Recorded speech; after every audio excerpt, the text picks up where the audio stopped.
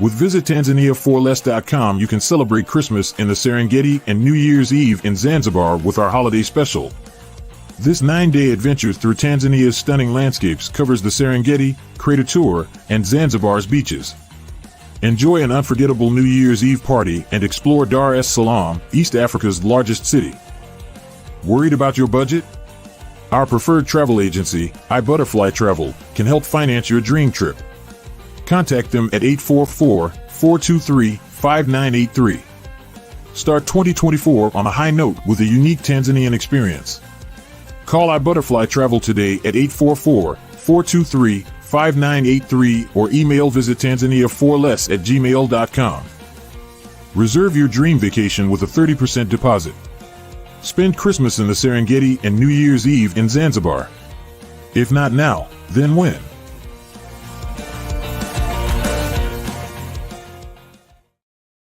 All right, beautiful people. Welcome to the show. Glad to be back. Big Rob, how you doing today, sir? I'm fine, sir. And you? Making it, surviving, man. That's good. I got to send big ups to my people at blacknews.com. Back on Friday, October the 27th, they did a story about a black woman makes history reuniting 8,400 fatherless kids with their biological dead. And I couldn't reach Janae fast enough to schedule this interview.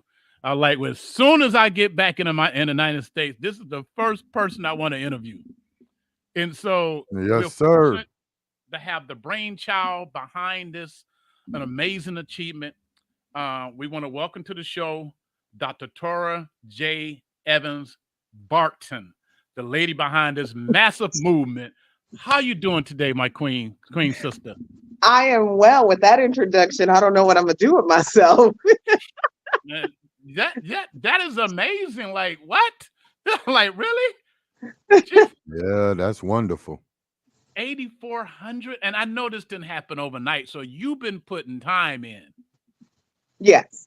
No, this did not happen overnight. And I said to you when we were just preparing, I'm a Michigan girl. I know this is out of Muskegon. And so you guys are talking to one of your own homegrown who came out of Kalamazoo, born and raised, even went to University of Michigan, and then migrated to Atlanta to go to Emory University. So I am a homegrown Michigan girl doing this work. Wow, and how small the world is. Kanika Star Reynolds, which I saw in the airport last night. I was going to text her. When I arrived last night, she was the person I saw in the airport when I'm getting ready, to go get my luggage. She leaving to go to Atlanta. And I'm like, small world. And hi, Kanika. Wow, small world. So, Doc. That is funny. It is. Yeah. How were you able to reunite 8,400 fatherless kids with their kids? Well, we first have to acknowledge that God is at the center of all of this, right? We have to acknowledge that. This is not done easily. This is done, I believe, yes, there's tools and there's techniques that we use, but there is a spiritual component that goes along with this. This is something that God desires. So he fights for it. He pushes for it. He puts me in position to ensure that I am able to utilize my own journey, and I'm able to use that in order to help fathers reunite with their children. We do have a 4-phase process, right? So that's the natural component. There's a 4-phase process that we put together. We have experts, and it's holistic. There are individuals from legal representation. There are therapists involved. We have a private investigator on our team. We have a team that we've developed over the last 14 years to do this work. So when you say I've put in the work, I've put in the work. We originally started by doing boys and girls clubs, working with the kids in our peer groups. But there was this place that I knew I wanted to reunite fathers with their children. It was always at the helm. It was always at the heart of what I wanted to do. So I had to really focus on, what does that look like? How did I reunite with my father first? And from there, I developed a 4-phase process that now is it's how we do what we do. 8,400. That's a lot of paperwork. Just alone. That's a lot of footnotes. That's a lot of everything. You are funny. It is, but we use databases. We went from paper. I have pictures. I was on the Ricky Smiley morning show for 5 years, so that really catapulted us into the national spotlight. And you would see my team. We would set up a call center, and we would have stacks of paper for intake forms where people would be on the call taking notes. And then we eventually went, it's digital now. But yes, it's a lot of paperwork. But originally, we did the paperwork, but now it's digital. People go to a portal, they upload things. The intake forms are all digital at this point. So it's not only just paperwork, right? It's a lot of lives that you get to touch. When you think about 8,400 children, that is 3,200 and what is it? I don't remember. I think 71 fathers or something like that. And so I want to make sure that people understand when we reunite one father with one child, we are changing generations. It's not just those two. It's multiple people are impacted by this. If you think about the Kirk Franklin documentary that many people watch, millions of people watched him reunite with his father. You watch Kirk even circle back to the dysfunctional relationship he had with his first son. And that's what this does. It really helps fathers see some of the mistakes they've made. And let me say this, let me be very clear to the women listening. I am not contacted by children majority of the time. I am not contacted by the mothers majority of the time. It's the fathers who are reaching out to me saying, I was 20, I made a bad decision. Can I rectify this? Can you help me fix this? There are men who are divorced and, well, she thought when we got divorced, I guess I divorced her and the children, so I haven't been able to see my children. There are those moments that exist. Majority of the calls are men calling, wanting to make their wrongs right. Wow. That's good to know. Yeah. This process, how long do it generally take? It depends on if a father has court paperwork or he doesn't have court paperwork. We do have an epidemic within our African-American community where we're having a lot of children out of wedlock. And what a lot of African-American men do not know is when you have children out of wedlock, you have zero rights to your children legally. There are no parental rights that exist for you in majority of the states. So you have to do what is called establishing paternity, establishing custody rights, and then child support is there. I like Georgia. A lot of people have a problem with it in Georgia. I do not, because I work all over the country. Georgia, you have to legitimate a child. That term illegitimate child, they've taken it literal in Georgia. So you legitimate your child in what is called a one-stop shop. You legitimate the child, giving the child the ability to inherit from you. You establish your paternal rights. You then get your custody, which is your decision-making power. And then number 4, you get your parenting time, and then child support is included in that. Okay. Wow. How many states? Wow. So 4,800. Well, I'm in 33 states. We work out of 33 states. So we have 7 offices across the country. And so we work out of 33 states. So it's a lot of manpower. It takes a lot of work. And all of these fathers don't have to go through court. Some of them need to go through mediation. Some of them need to go through counseling.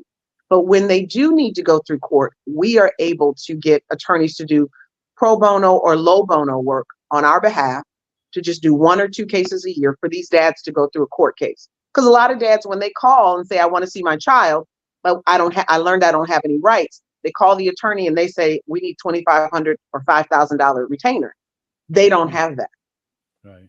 They don't have that. Wow. And so we like to help dads, especially the dads who make $45,000 a year or less. We work with them to ensure that they have access to their children. And that access means custody rights and parenting time. And my push is always to get you as close to 50-50 as possible.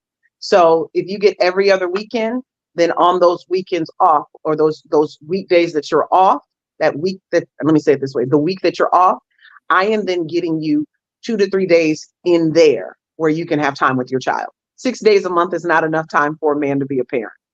Yeah. Now, what is your passion behind doing this? Because you got to have a passion yourself for doing this, and thinking that it was an area that needed somebody like yourself. Well, I get this is the part that needs to be stated here on this interview. I grew up without my father until I was 31 years old, and I had to come back to Kalamazoo, Michigan to meet my biological father. my bonus mama, who I call her my bonus mama, and my siblings. And so reuniting with my father really showed me, we say things like, well, you can't miss what you never had. Yeah, but once you know what you're missing, you really figure out what you've been missing. And I figured out what I had been missing. And so I realized that fatherlessness was trauma that I wasn't even aware of. Reuniting with my father was truly the open door for me to heal from things that I didn't even know existed on the inside of me. I didn't know that my shyness was really an insecurity because I didn't have a man, speaking into my life and giving me confidence. My mother put me in a lot of great things. I don't believe I would be who I am if it hadn't been for her. But I also recognize the vital, important role that my father played in the 2.5 years that I had with him. He healed places in me and filled voids in me that I didn't even know I had, I didn't even know they existed. Wow. He allowed me to heal from fatherlessness. And I didn't even know it was a problem. A lot of us grow up in these fatherless homes and we don't know it's a problem. We don't realize it's causing trauma. We don't realize it can cause physical and emotional damage and mental health challenges to us. We don't realize all of the statistics associated with it. And we say, well, I overcame that. I wasn't a teenage mom. I wasn't this and that. But are you an overachiever? I was. Because it was kind of like, I'm going to stick it to you. I'm going to show you that I can be all of these things, whether you're here or not. Right? And then overachieving is this place where a lot of us who are from fatherless homes and we're overachievers, we have an imposter syndrome, which a lot of people have heard about now. And so you have to look at your own situation and recognize that there's some dysfunctional behaviors that we have normalized within the African-American community, especially centering around fatherlessness. Wow. Dr. Torri J. Evans-Barton, our guest for today on the Fatherless Generation Foundation. You're not just in America, but you're in Africa. You're in Zambia, you're in Nigeria, South Africa. Wow. How did you make that happen? You start as an NGO, I'm assuming. I was speaking at an event at the United Nations in 2019. And there were some individuals from Africa there saying, oh, you need to bring this to Africa. They weren't footing the bill. They were just saying, this is a good idea. Right. And so right after we were talking about it, COVID hits. And so after everything cleared, I was scheduling to go in 2021. And then we had a new wave. And so somehow last year, November 27th, I left the United States going to help a friend in the Netherlands, trekked myself through Europe, and then jumped across and found myself in Lusaka, Zambia. And then I found myself in, and I won't say found, these things were planned and strategic, and where that is my headquarters for my Africa NGO. That is where we're disseminating everything out of Lusaka. We have office space, I have employees, and then we've now branched off into Durban, Cape Town, and Johannesburg. We are now doing some unprecedented history-making research. I can't say what it is because I don't want nobody to jump the gun just yet. We are moving in a way that, sometimes you got to move in silence until people are like, wait a minute, where'd that come from? And so there is some research that is coming out of the University of Nelson Mandela, KwaZulu-Natal University, out of Durban, that we're about to change the game in Africa. We're about to give Africa its own voice.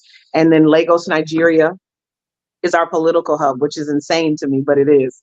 Nigeria, I fell in love with Lagos, just so you know. Exactly. I did. Wow, an amazing lady. What is your degree in? Yeah. So chemistry, then biochemistry, cell development. And then when I met my father, I knew ministry was the direction I was supposed to go. So my PhD is in theology and philosophy. My father, I didn't know I was a PK all this time, but I always had this thing for ministry. I always had this love for God. One end of the spectrum, people who are generally introverts, to to the whole other end of the spectrum. Yes. Wow. And but see, I'm an ambivert. So I have both sides to me. So trust me, I have to be pushed to do this work, especially getting on things like this. People don't know there was a shy component. A prophet in Zambia helped me. She said, don't say that. You got a mouth. You got a powerful mouth. Be careful what you say. So there was this place of shyness in me growing up. Most people don't recognize this Torri. Wow. Dr. Torri J. Evans-Barton, you have some stats on your website. If you got time, I want to share Okay. some data that you put on your website. Okay. Why we do what we do. 1 out of 3 children grows up without their biological father in the home. Fatherless creates emotional, psychological, spiritual, and financial issues resulting in negative outcomes. You goes on to put 20 times more likely to have a behavior disorder, 5 Mm. times more likely to commit suicide, 32 times more likely to run away, 10 times more likely to abuse a chemical substance, 20 times more likely to end up in prison. Talk about that research, that data. Woo. See, here are the challenges that many single mothers have issues with. Well, my baby is just fine, and my you get that a lot, but we're ignoring the emotional components. Yes, your child is high achieving at school; they get all A's, they're this and that. But what is the emotional implications of not having your father present? A lot of us think, because we grew up in a single parent home, well, maybe my dad didn't want me. Maybe my dad didn't want to be bothered. But when you look at the statistics, it is playing out in our lives, in our community. When you say you are 20 times more likely to end up in prison, well, what's the reason? What does that look like? Some of these individuals are, let me tell you a story. And this one was really interesting to me because it was my first time making the connection. I remember a woman calling me and she said, I have a girlfriend who really needs to talk to you. Her son is constantly getting in trouble. And recently he took a gun to school. Well, why would a little kid take a gun to school? So we began to have more conversations about his father. His father was in prison. And what we learned from that conversation was this young man, 15 years old, had the thought process, a young mind, right? Thinking, if I get in trouble, I'll end up in prison with my father.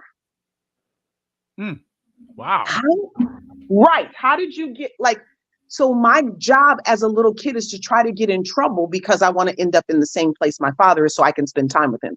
The chances of that happening are very slim, but that's a child's mind. And so we watch children get in trouble. Maybe the behavioral disorder is mental and it's a mental health issue, but maybe it's an attention seeking thing. I'm looking for attention because I'm not getting it at home. And the only time I get attention is when I'm in trouble. So moms need to start really paying attention to some of the things that are happening to their children from the inside and not just saying, oh, they get straight A's at school. When we think about children running away or children who are in a situation where they have, let's say, one of the things is like suicidal thoughts. Why are they having suicidal thoughts? What is the issue behind that? Some of that is a lack of protection of a father in the home and lack of validation. They're being bullied at school.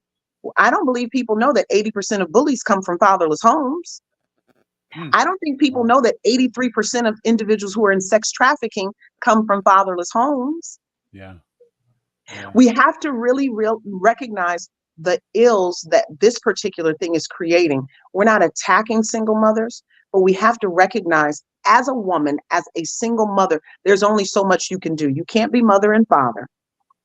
You can't take on all the roles and make sure your children are okay. You need to give them surrogate parents, like, coaches, mentors, just individuals in the church who can be there in a supplemental way until the father is ready to step up. And I'm going to say that in that way.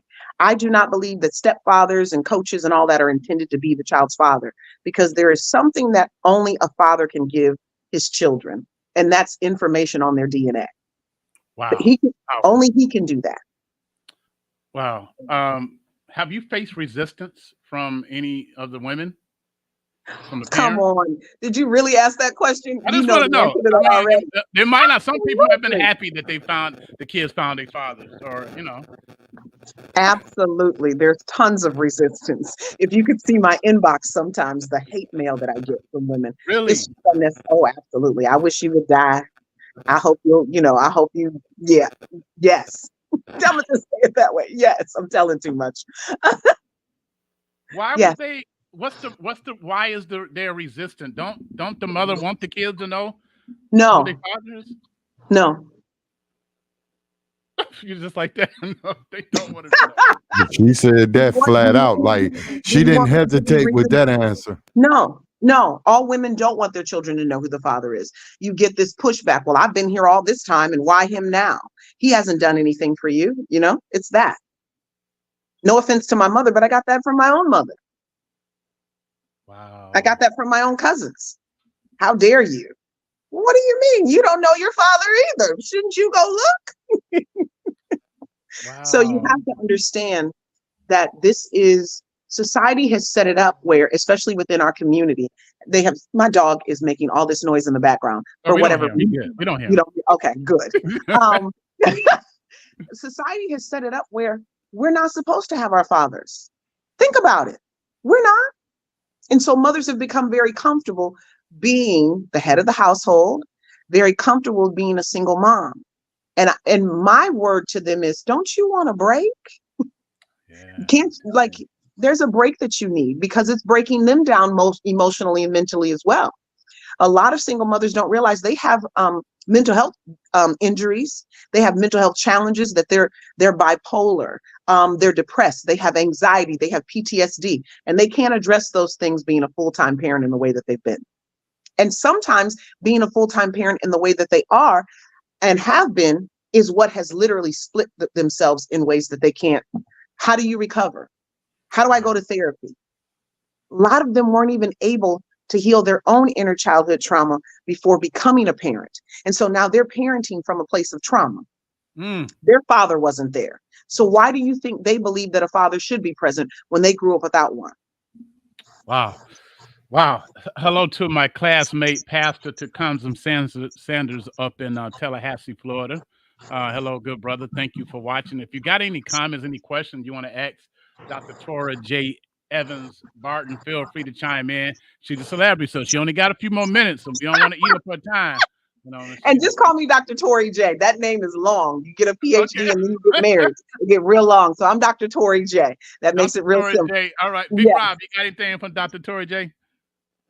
Oh no, she answered it all for me. Well, I'm proud of her. I wish I was right there helping her with this mission. Rob would be the perfect person to knock on the daddy's door with the kid. He's that type of person. Hey, here you go. Hey, I know you've been looking for. There you go. Yeah, got something for you to take care of. Handle your business, champ. Do some of these fathers know that they have kids, or are some of them surprised when they find out? What? Well, like I said, most of I would give you 85% come from dads looking for their children, right? I might even give it a higher number than that, but they're the ones looking. I've done reunites in Africa now, and I will tell you, one of the gentlemen, he had no idea. He had no clue. He kept getting, how we can be. Black people are Black everywhere they are. You know what I mean? Yeah. And so they had this moment where individuals would call him and say, that girl you dated in college, she has a little boy that looks just like you. And he would call and she'd say, no, it's my husband's child. And he called her 4 times over 11 years. And the 4th time, after him hearing me speak on a call, he said, I'm going to call her one more time. This is a story he told me. He said, I'm going to call her one more time and see if she tells me the truth. And she finally told him the truth. And we have walked through reuniting him with his 11-and-a-half-year-old son. And trust me, people are like, oh, that's a bad photo op. Because they were expecting the military dad coming home or the dad coming out of prison. There's this embrace. But the little boy doesn't know how to embrace somebody he just found out 4 weeks ago as his dad. He's 11, but he's crying and he's working through all of the things in his mind as to why have I been dumped in the village and my siblings are raised at home with my mother and what I thought was my father. But it made sense to him at that point. He was able to make sense of it. Did she know? She knew. The whole time? What we know is by the time the little boy was 1, the husband made her take him to the village to save the marriage. So he's 11 now. You knew. Because the man realized that wasn't his kid. It didn't look like him. Yeah. So I suspect maybe she was dating 2 people and she had to pick one. One with the most money. I get no, you didn't just say that, did you, Dr. Torri? I did. And I don't know if it was the one with the most money. I don't know the answer to that, but she did. No, I've seen this. She had to pick one. She had to pick one, literally. And she picked the wrong one when it came to that child. She did. Do you think this is happening in America? Absolutely. Have you not seen Maury? Were we 1,000% sure? I'm sorry. Let me be professional. Let me be serious. No, yeah, But we have to laugh because some of this is very difficult, right? And right. so, no, we've seen these shows. These shows have proven to us that this is happening time and time again. And it's, I don't want to make it about blaming one person or the other. I have a good friend. I've known her 21, 22 years, and I helped her find her father last year. Well, no, it was early part of this year. We started the process last year. And one of the things she said to me was, I want both of my parents to take ownership of the part that they played in my fatherless journey. Because both parents have some inclination. Some parents, they know something, right? And her mother had told some stories along the way that didn't line up after a certain point. Okay. And so we just want each person, it's not about a blame game. We just want both of you to equally take responsibility and own the part that you played. Even if it was sleeping with the wrong person and you knew that wasn't the right person, whether that's male or female. Exactly. You have to tell your children, I'm sorry, please forgive me at some point in time. At some point in time, you have to. Dr. Torri J, how do you finance this operation? You hit the lottery or something? What? I wish.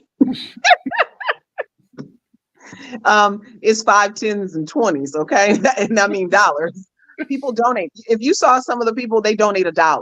Someone donated $1 out of Detroit, and I saw it and I commented. And I said, what I recognize is you gave $1 because that was the most you had to give. And I can recognize that, and I can see that. And I sent her a personal email, and I said, I thank you for that. And she emailed me back, and she said, oh my God, thank you so much. Uh-oh, that was the lightning, the thunder and lightning. All right. Yeah, but $1. This woman donated $1. This was probably a month ago, out of Detroit. And I made sure when I saw it, I sent her an email, because people donate what they can because they see the benefits. And they know this is real work. That's why. As much as we want to get grants, this is not where we haven't found funding just yet for reuniting fathers with their children. There's still this stigma that maybe, what if he's abusive? What if he's a bad dude? It's always these what ifs. But my question is, what if he's amazing? What if he's human? My father was human. He wasn't amazing per se. He was human. Wow. He was human. How I mean, that whole process of healing and meeting your father, did it take a long time to get to where you at right now? Absolutely. It was awkward, right? You grow up without a man in your life. You have just a mother, and this man is speaking into your life in ways you're going, that's different. I have this thing about me that when I hear the voice of a father, I tend to cry.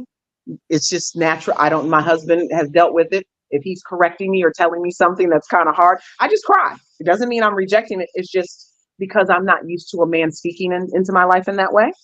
And so we have to recognize that the journey isn't quick. The reunification is a 4-phase process. But when it comes to like paperwork, and it comes to emotional connection, but when you look at the process, sometimes people will reunite and then disconnect for 3 months or a year, and then they'll come back in. And then they'll disconnect. Now, the 8400, we don't allow that to happen. You have to ride this journey. You have to stick with it. You don't get to come in and out. But I know that I did. I know I told my father at one point, no, thank you. After reuniting with him, I was like, no, thank you. Wow. And 2 weeks after I sent that letter, I had to call him back and say, you know what? What I realized more than anything is I need to go into this without expectations. Whatever I get from you is more than what I had. And I need to figure out what it is that I need. And sometimes we would just sit in the room and not say anything and just watch his Western movies or whatever he wanted to watch at that moment. And it was the most uncomfortable 30, 45 minutes, because I couldn't stay long. I even spent the night one time and called my mother and said, you need to be here at 7 a.m. Like, I'm spending the night, but you need to be here first thing in the morning, because I don't know how, I'm not doing very well. And she showed up crack of dawn, and my dad was he called me, he was very disappointed because he wanted to spend time with me and do breakfast and all of that when we got back from this trip we went on. It's uncomfortable because it's unfamiliar. And you're working through that constantly. I had 2.5 years with my father before he died. Just so you know, it wasn't a long period before he passed on. But let me tell you what my father did for me. My father called me on a Monday, and I remember, I think it was September 15th, I believe is the date. And he called me on a Monday. He said, clear your schedule. And so I cleared my schedule to talk to him. And, you know, Monday's a busy day. So most people, yeah. And so I cleared my schedule, and he wanted to talk to me about the woman he saw me as and the woman he saw me becoming.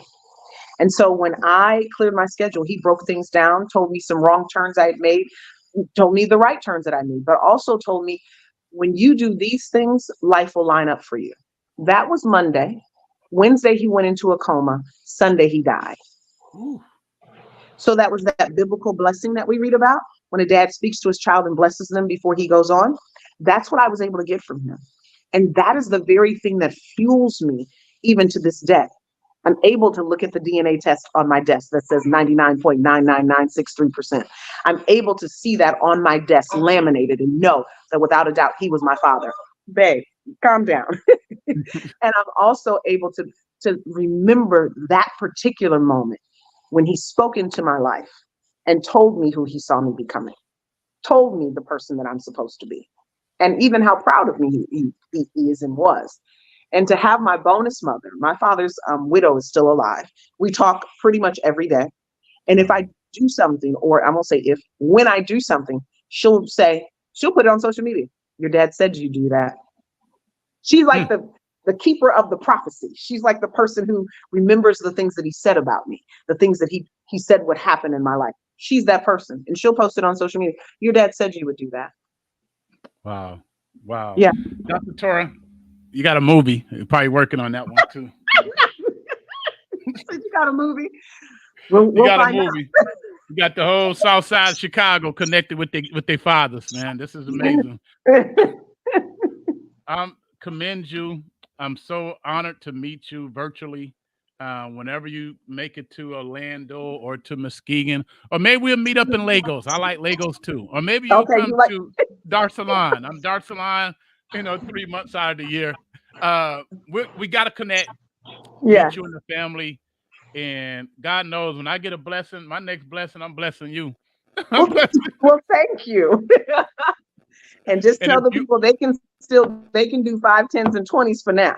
If they even want to do 50s and 100s, we're okay with that. But we'll do that. We'll do the subscription. I'm gonna do something because this is too important. I worked in the prison system for 13 years, age of 19 to 32. I worked in a women's prison, worked in a men's prison. One thing I did find, I was a psychology student at the time while I was working in prison, and they allowed me to do some research. One common denominator that you mentioned about the fatherless, and most of the people that I interviewed, none of them had a father in their life. Were using the women's prison and men's prison.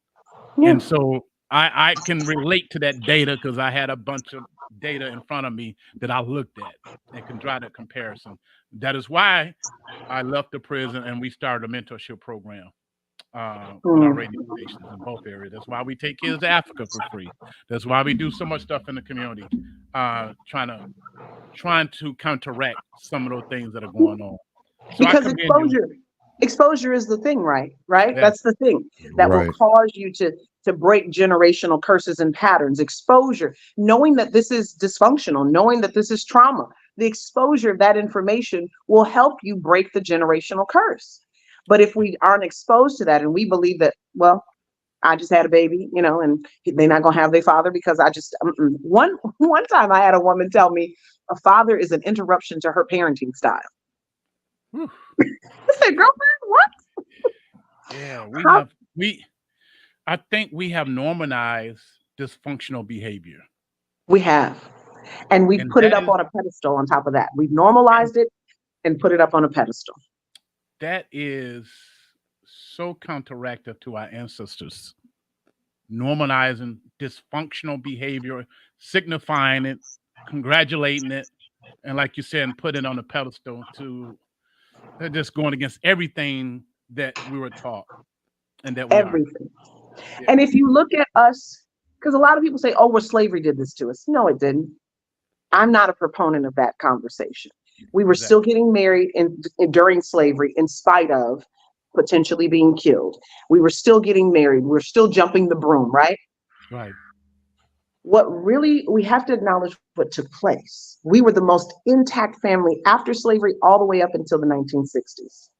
And what happened in the 1960s? The Civil Rights Movement. It was the Civil Rights Movement. And the government, unfortunately, came in and said, we got to find a way to put a halt to this middle class family, this Black middle class family that's making money, who's funding the Civil Rights Movement. And that's what they did. And they broke up the home, created welfare, and then told a woman what? You can't have a man in the house if you get this money. You get food stamps, you get housing, and you get cash, right? I think it was TANF at that point, you get cash. You can't have a man in the home. And then they monitored. So imagine one generation is raised knowing that you can't have a man in the home.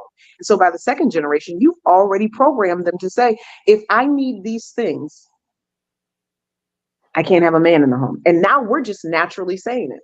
You see social media, Black social media is insane. The division between Black men and Black women is unnecessary and unreal. And they don't realize somebody's puppeteering all of this. And you're just thing, Doc, we need each other so much and don't realize it. We need each other so much.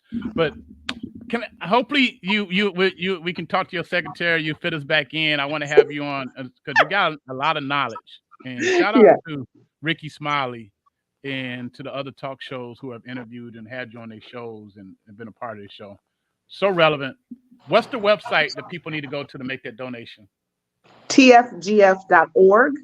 So it's the Fatherless Generation Foundation. So T as in Tom, F as in Frank, G as in George, F as in Frank.org. Or you can go to Cash App and you can do Team Reunite. Rob, you got that? Yes, sir. Hey, put it in your phone, Rob. Put it in your phone while we right here, right now. Go ahead and type it up. Put it up on the screen. And so we can see if it's working, Rob. Can we do that in real time? See if it's working. I would like that. He's a big baller from Detroit. You know what I mean? He's a big baller from Detroit. So, Ain't no big baller. Hey, Detroit produces all the big ballers. I'm from Kalamazoo. That's where they at. That's where they at.